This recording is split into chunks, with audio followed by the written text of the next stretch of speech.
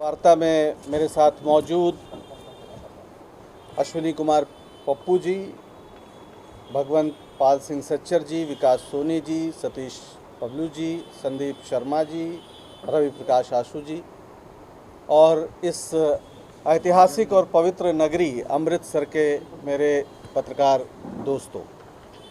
साथियों, आज एक बेहद महत्वपूर्ण विषय पर आपसे संवाद करने के लिए कांग्रेस पार्टी की ओर से मुझे भेजा गया है। देश में एक साथ आज 30 जगहों पर पत्रकार वार्ता हो रही है ताकि आपको बताया जा सके कि 7 सितंबर से जो भारत जोड़ो यात्रा राहुल गांधी जी के नेतृत्व में निकलने जा रही है वो कितनी महत्वपूर्ण है और क्यों उसकी ज़रूरत आन पड़ी। आपने सुना होगा कि कल राहुल जी ने रामलीला मैदान में जो हल्ला बोल रैली को संबोधित किया, उसमें उन्होंने कहा कि ना विपक्ष को संसद में बोलने दिया जा रहा है, ना उसके संवाद के जो दूसरे रास्ते हो सकते थे उसमें कोई गुंजाइश छोड़ी जा रही है। मीडिया पर दबाव है कि जनता की तकलीफ़ों और विपक्ष की बातों को सामने न रखे। ऐसे में सीधे जनता के बीच जाकर इस देश के हालात पर बात करने के अलावा कोई चारा नहीं है। भारत जोड़ो यात्रा के पीछे मकसद ये है कि लोगों को ये बताया जाए कि इस देश में स्वतंत्रता आंदोलन के हमारे शहीदों ने जो कुर्बानियाँ दी थी, जिस भारत के लिए कुर्बानी दी थी, उन सारे विचारों को आज नष्ट किया जा रहा है। इसी जलियांवाला बाग में जो हमारे पुरखों ने शहादत दी थी, उन्होंने जिस भारत का सपना देखा था, उस सपने की हत्या करने का प्रयास इस देश की मौजूदा भारतीय जनता पार्टी के नेतृत्व में चल रही सरकार कर रही है। उसके खिलाफ जनता को जगाने, बताने, आप जानते हैं कि इस समय देश का क्या हाल है, आर्थिक स्थिति क्या है, आपसे छिपी नहीं है। जिस तरीके से बेरोजगारी 40 वर्ष के सबसे उच्च शिखर पर है, महंगाई सबसे ज़्यादा बढ़ गई है, उस पर कोई चर्चा इस समय करने को तैयार नहीं है। सरकार जवाब देने को तैयार नहीं। हमारी जो पूरी अब तक की उपलब्धियां रही हैं उसको नष्ट करने की कोशिश की जा रही है। यूपीए शासन में 23 करोड़ लोगों को गरीबी रेखा से ऊपर उठाया गया था और आज हालत ये है कि 27 करोड़ लोग वापस गरीबी रेखा के नीचे चले गए। ये सरकार बार बार दावा करती है कि 80 करोड़ लोगों को मुफ्त राशन दे रहे हैं। दरअसल वो इस बात को मानने को मजबूर है कि 80 करोड़ लोग इस देश के इस हालत में नहीं है कि वो 2 रोटी कमा सकें। वो ये हकीकत है, ये कोई अच्छी बात नहीं है। और जो वो दे रहे हैं वो भी इसलिए उन्हें देना पड़ रहा है कि यूपीए के समय राइट टू फूड यानी भोजन का कानून, भोजन के अधिकार का कानून बनाया गया, दिया गया और इस देश में हर उस व्यक्ति को सरकार से राशन पाने का अधिकार है जिसके पास भोजन नहीं है। ये कानूनी अधिकार यूपीए शासन में सरदार मनमोहन सिंह की नेतृत्व में चलने वाली सरकार ने दिया था। ये बात हमें भूलना नहीं चाहिए। ये अलग बात है कि राशन के पैकेट में मोदी जी बेशर्म तरीके से अपनी तस्वीर छापते हैं और जिस देश में कहा जाता था कि दाएं हाथ से दान दो, बाएं हाथ को पता न चले, ये वो देश है। वहाँ पर नमक के पैकेट पर भी एक प्रधानमंत्री अपनी तस्वीर लगवाना चाहता है और वित्त मंत्री ने, अभी आपने देखा होगा कि एक राशन की दुकान में प्रधानमंत्री की तस्वीर नहीं दी तो कैसा तांडव किया उन्होंने। इसके अलावा जो राष्ट्रवाद की बात करती है सरकार, आज चीन हमारे देश के अंदर घुसकर गांव बसा रहा है। ये बात खुद अरुणाचल प्रदेश की जनता कह रही है, उनके नेता कह रहे हैं और इस देश का प्रधानमंत्री कहता है कि न कोई आया है, न कोई घुसा है, न कोई आएगा। एक बेशर्मी से झूठ बोलना, इस हकीकत को स्वीकार नहीं करना कि चीन के सामने आप बोलने को तैयार नहीं है, यह है आपके राष्ट्रवाद की हकीकत। संघवाद पर जिस तरह का हमला हो रहा है, जीएसटी के नाम पर जिस तरह से इकट्ठा किया गया टैक्स केंद्र सरकार अपने पास रख रही है और राज्यों को मोहताज बना रही है, राज्यों की हालत खराब हो रही है और सारी आर्थिक ताकत अपने पास रख रही है। ये हमारे संवैधानिक जो अधिकार हैं राज्यों के, जिसने इस देश को एक फेडरल, एक संघीय स्वरूप दिया, ये उस पर भी हमला हो रहा है। तो कुल मिला के हमारे जो कॉन्स्टिट्यूशन पर और जो हमारे आज़ादी के आंदोलन के जो मूल्य थे, जो सपने थे, उस पर जो ये हमला है, इसके खिलाफ एक तपस्या करने जा रहे हैं इस देश में जिनका नाम है राहुल गांधी जी। मैं तपस्या इसलिए कह रहा हूं कि ये सामान्य बात नहीं है। आज तक ऐसी कोई यात्रा नहीं हुई। पहले मध्य युग में यात्राएं होती थी, हमारे संत महात्मा लोग करते थे, प्यार का संदेश देने के लिए करते थे। गुरु नानक जी कहाँ से कहाँ तक गए, बगदाद तक गए, पूरे देश में घूमे, हरिद्वार भी गए, जहाँ जहाँ जा सकते थे, और यही बताने जाते थे कि एक नूर से सब जग उपजिया, आदमी और आदमी में कोई भेद नहीं है। यही बताने के लिए हमारे संत महात्मा गुरु पूरे देश का दौरा करते थे। और आज एक सरकार ऐसी है जो आदमी और आदमी को लड़ाकर, रक्त का कुंड बनाकर उसमें किलोल कर रही है, और उसी के खिलाफ संत महात्माओं के उन चरणों की धूल को अपने माथे पर लगाने के लिए, उन्हीं के रास्ते पर चलने के लिए राहुल गांधी जी छोटी मोटी नहीं, 3,500 किलोमीटर से ज़्यादा की पदयात्रा करने जा रहे हैं। ये इतिहास है, आज तक किसी ने भी ऐसी यात्रा राजनीतिक व्यक्ति ने तो नहीं की। चंद्रशेखर जी ने की थी, लेकिन वो दिल्ली में समाप्त हो गई थी। 1983 में उनकी जो यात्रा थी वो दिल्ली में समाप्त हो गई। इस बार कश्मीर से कन्याकुमारी से शुरू होकर कश्मीर तक जाएंगे। 118 यात्री चुने हुए लोग जो लगभग हर राज्य के हैं, वो राहुल जी के साथ पैदल चलेंगे इस पूरी यात्रा में, और रास्ते में लोग जुड़ते जाएंगे।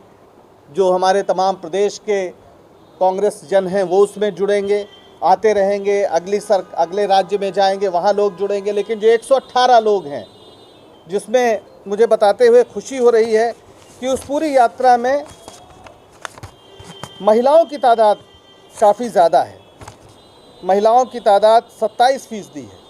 31 महिलाएं इस पूरे यात्रा में लगातार साथ रहेंगी। 27% महिलाएं। हमारे स्वतंत्रता आंदोलन की एक ये थाती थी कि महिलाएं भी बड़ी तादाद में सड़कों पर उतरती थी, और आज जब एक तरह से इस देश को आज़ाद कराने की एक नई मुहिम शुरू हो रही है, तो उसमें महिलाएं भी बढ़ चढ़कर हिस्सा लेंगी।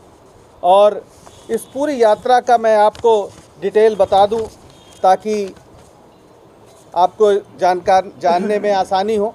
7 सितंबर को ये यात्रा कन्याकुमारी से शुरू हो रही है, लेकिन उस दिन वहाँ पर रैली होगी। उस दिन जो वहाँ पर जो स्टालिन हैं, जो वहाँ के मुख्यमंत्री हैं, उनसे तिरंगा झंडा स्वीकार करेंगे राहुल जी। वहाँ पर रैली होगी, पहले दिन प्रार्थना सभा होगी, और उसके बाद फिर 8 सितंबर से विधिवत ये यात्रा शुरू होगी। यात्रा 12 राज्यों और 2 केंद्र शासित प्रदेशों से होकर गुजरेगी। तमिलनाडु, केरल, कर्नाटक, आंध्र प्रदेश, तेलंगाना, महाराष्ट्र, मध्य प्रदेश, राजस्थान, हरियाणा, उत्तर प्रदेश, दिल्ली, पंजाब, हिमाचल प्रदेश और जम्मू कश्मीर। मैंने बताया आपको कि 3500 किलोमीटर से ज़्यादा की, करीब 3570 किलोमीटर की यात्रा होगी, जो अभी के अनुमान के हिसाब से 150 दिन चलेगी। हो सकता है कि इसमें 10-5 दिन का और इजाफा ही हो जाए। ये 5 महीने से ज़्यादा चलने वाली यात्रा है। ये यात्रा जिन राज्यों से गुजरेगी, वहाँ पर 100 प्रदेश के यात्री, जिनको हम अतिथि यात्री कहेंगे, उनको चुना जाएगा जो उस यात्रा में शामिल होंगे। और इस पूरी यात्रा को हम लाइव स्ट्रीम इसकी की जाएगी। आप कभी भी देख सकते हैं कि इस यात्रा में आज क्या हो रहा है। उसका जो वेबसाइट है www.bharatjodoyatra.in, इस पर आप नियमित रूप से इस यात्रा के कार्यक्रम को देख सकेंगे, समझ सकेंगे। इसके अलावा जिन राज्यों से ये यात्रा गुजरेगी, उन राज्यों में अपनी यात्राएं भी चलेंगी। जहां नहीं गुजरेगी वहां पर भी अपनी यात्राएं चलेगी उस स्थानीय स्तर पर, क्योंकि असली मुद्दा इस संदेश को गांव-गांव तक पहुंचाना होगा।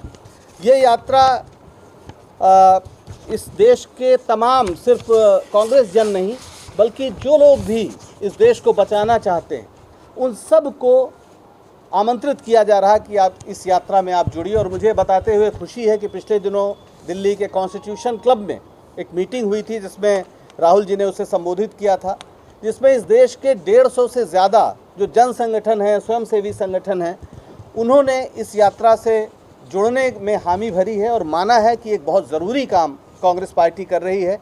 तो कांग्रेस पार्टी सिर्फ इसको अपनी पार्टी का ही मामला नहीं मान रही है, बल्कि सभी विपक्षी दलों, इस देश के स्वयंसेवी संगठनों, हर उस शख्स को जो इस देश के हालात को लेकर परेशान है, उसको ये कह रही है, उससे आग्रह कर रही है कि वो यहाँ पर आकर यात्रा में शामिल हों, जहाँ तक भी चल सकें इस यात्रा में चलें। आप जानते हैं कि श्री पेरुम्बदूर में पूर्व प्रधानमंत्री श्री राहुल गांधी की शहादत हुई थी। 7 सितंबर को वहाँ पर सुबह 7 बजे कार्यक्रम है, जहाँ उन्हें श्रद्धांजलि देने राहुल गांधी जी जाएंगे। उसके बाद 3 से 4 बजे के बीच तिरुवल्लुर स्मारक जाएंगे, विवेकानंद स्मारक जाएंगे, कामराज स्मारक जाएंगे, वहाँ पर श्रद्धांजलियाँ देंगे तमाम इन महापुरुषों को। 4 बजे महात्मा गांधी मंडपम है, वहाँ पर एक प्रार्थना सभा का आयोजन होगा, जहाँ पर मैंने जैसा बताया कि मुख्यमंत्री स्टालिन जो हैं वो राहुल गांधी जी को एक तिरंगा भेंट करेंगे, जो एक तरह से इस देश में के जो संघवाद है, जो फेडरल स्ट्रक्चर है, उसको बचाने का एक प्रतीक है। जहां एक दूसरी पार्टी द्रविड़ मुनेत्र कड़गम जो है वो कांग्रेस के नेता को तिरंगा दे रही है, और ये प्रतीक है कि किस तरीके से आज़ादी के आंदोलन के दौरान पूरा देश जब एक हुआ, एकजुट हुआ, तो उसमें इसी संघीय भावना, संघीय ढांचे की सुरक्षा की भावना भी महत्वपूर्ण थी, और उस पर आज हमला हो रहा है, उसको बचाने की लड़ाई। रोज़ ये यात्रा चलेगी सुबह और शाम। उस दिन 7 सितंबर को शाम 5 से 6:30 बजे के बीच यात्रा की एक औपचारिक शुरुआत होगी, यानी उसी शहर में, और उसके बाद वहाँ एक जनसभा होगी। दूसरे दिन से यानी 8 सितंबर से एक सिलसिला शुरू होगा, जिसमें 8 सितंबर को 7 बजे कन्याकुमारी के अगस्तीस्वरम में विवेकानंद इंस्टीट्यूट ऑफ पॉलिटेक्निक के मैदान से ये पदयात्रा प्रारंभ होगी, जिसमें तमिलनाडु और दूसरे राज्यों के और तमाम सामाजिक संगठनों के लोग इसमें शामिल होंगे। ये यात्रा रोज़ सुबह प्रार्थना सभा के साथ शुरुआत होगी 7 बजे से, और 15 किलोमीटर सुबह चलेगी। उसके बाद राहुल गांधी जी और जो हमारे तमाम अन्य नेता हैं वो स्थानीय लोगों से मिलेंगे, यानी 15 किलोमीटर चलने के बाद वो कहीं पे हाल्ट होगा, जहां पर स्थानीय लोगों से मेल मुलाकात, बातचीत, आराम थोड़ी देर, और इस संवाद के बाद शाम को फिर 10 किलोमीटर की यात्रा होगी, जो करीब 3:30 बजे के आसपास शुरू होगी और 7 साढ़े 7 तक ख़त्म हो जाएगी। सुबह चूँकि जिस गांव से गुजर रहे होंगे वहाँ के लोग होंगे, यात्री होंगे, कुछ चुने हुए लोग होंगे, तो सुबह इस यात्रा में मेरा ख्याल है कि 2-2,500 लोग ही होंगे, लेकिन शाम की जो यात्रा होगी उसमें कम से कम 20-25 हज़ार लोग इसमें शामिल होंगे। ये इस तरह से बनाया गया है प्रोग्राम कि सुबह स्थानीय जहाँ से गुजर रहे हैं वहाँ के लोग रहें, उनके साथ बातचीत हो ज़्यादा से ज़्यादा, और शाम को पार्टी के और तमाम लोग उसमें शामिल हों। तो रोज़ ये यात्रा इस तरह से चलेगी, और रात में जहाँ पर विश्राम होगा वहाँ पर चौपाल होगा, तमाम सांस्कृतिक कार्यक्रम और इस तरह की तमाम भारत जोड़ो से जुड़े हुए तमाम और गतिविधियाँ होंगी, पौधे लगाए जाएंगे। इस तरह के कार्यक्रम करते हुए ये हम आगे बढ़ेंगे। और जैसा मैंने बताया कि भारत जोड़ो यात्रा.in को आप जब फॉलो करेंगे उसमें आपको हर दिन की गतिविधि मिल जाएगी। और अगर और आपको एक नंबर मैं दे रहा हूँ 9999980200, इसमें आप मिस्ड कॉल करिए, या ट्विटर, फेसबुक, यूट्यूब और इंस्टाग्राम पर भी आप यात्रा को फॉलो कर सकते हैं। तो ये पूरा मसला था जिसको हम बताने के लिए यहाँ पर आए। पूरे देश में आज ये प्रेस कॉन्फ्रेंस हो रही, मैंने बताया 30 जगह हो रही, और मुझे खुशी है कि इस बहाने मुझे इस पवित्र धरती की मिट्टी को अपने माथे पर लगाने का सौभाग्य हासिल हुआ। आप सभी साथियों का बहुत बहुत धन्यवाद। अगर कोई प्रश्न आप चाहें तो आप पूछ सकते हैं। जो है कि 118 यात्री पूरे देश के, वो उसी राज्य के जो चुने, हाँ, जो जाना चाहेंगे, पर मतलब वो लगातार साथ रहें ज़रूरी नहीं है, हो सकता है कोई 10 दिन रहे, वो अतिथि यात्री के रूप में जुड़ेंगे 10 दिन 20 दिन, लेकिन ये 118 जो हैं राहुल जी के साथ, वो पूरा 3570 किलोमीटर न्यूनतम जो है वो चलेंगे। जो हमारी इस यात्रा के अलावा बहुत से ऐसे प्रदेश हैं जहाँ यात्रा नहीं जा रही है, तो नॉन यात्रा स्टेट्स जितने हैं वहाँ पर इस संदेश को ले जाने के लिए स्थानीय स्तर पर भी यात्राएं होंगी। कुछ स्टेट हैं जैसे उत्तर प्रदेश ही है, वहाँ सिर्फ एक ज़िले से गुजर पा रही है, या कहीं 2 दिन है, कहीं 4 दिन है, कहीं 16 दिन है, क्योंकि मकसद है पूरा कन्याकुमारी से कश्मीर तक जाना। इसका कोई चुनाव से लेना देना नहीं है। बहुत लोग ये सवाल उठाते हैं कि साहब आप गुजरात नहीं जा रहे हैं, आप हिमाचल नहीं जा रहे हैं, आप तो वहाँ जा रहे हैं। तो उसका असली जवाब यही है कि भाई ये तपस्या है, इसका चुनाव से कोई लेना देना नहीं। हम भारत की आत्मा को जगाने के लिए जा रहे हैं। चुनाव आएंगे जाएंगे, बीच में पार्टी का भी चुनाव है अध्यक्ष का 17 अक्टूबर को, उसमें भी इससे कोई फ़र्क नहीं पड़ता। इसलिए इस यात्रा को एक अलग स्तर पर आप भी समझें, ऐसा हम आपसे आग्रह करते हैं। जी, कोई और प्रश्न? जैसे स्टार्टिंग में आपने कहा कि रैली होगी वहाँ से, जी जी शुरुआत होगी। इसके बीच जब आप 3 महीने का लगभग 90 डेज हो गया, 30 से 35 किलोमीटर रोज की यात्रा होगी। जी जी। तो उस दौरान कोई रैली वगैरह भी, जैसे आपने कहा सांस्कृतिक कार्यक्रम होंगे और दूसरी चीज़ें होंगी, तो उसमें कोई बड़ी रैली वगैरह, नुक्कड़ सभाएं ऐसे कुछ होगा? मैंने आपसे कहा कि पहले जब यात्रा जाएगी तो सुबह 3 घंटे के बाद दिन भर का जो समय होगा उसमें लोगों से मिलना जुलना, जैसे मान लीजिए कहीं व्यापारी संगठन है, मजदूर संगठन है, महिलाओं के संगठन हैं, या मछुआरों के संगठन है, बुनकरों के संगठन है, राहुल जी इन सबसे सुनेंगे, सबसे मिलेंगे, सबसे बात करेंगे, रोज़ ये कार्यक्रम करेंगे।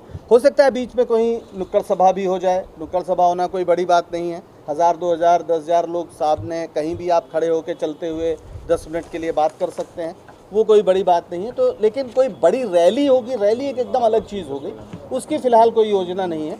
और राज्यों को, जैसे अब आप पंजाब में समय है आने पर, तो 1 महीने पहले तक ये कार्यक्रम यहाँ पे बता दिया। जी जी, ठीक है साहब, आप सबका बहुत बहुत शुक्रिया। नमस्ते।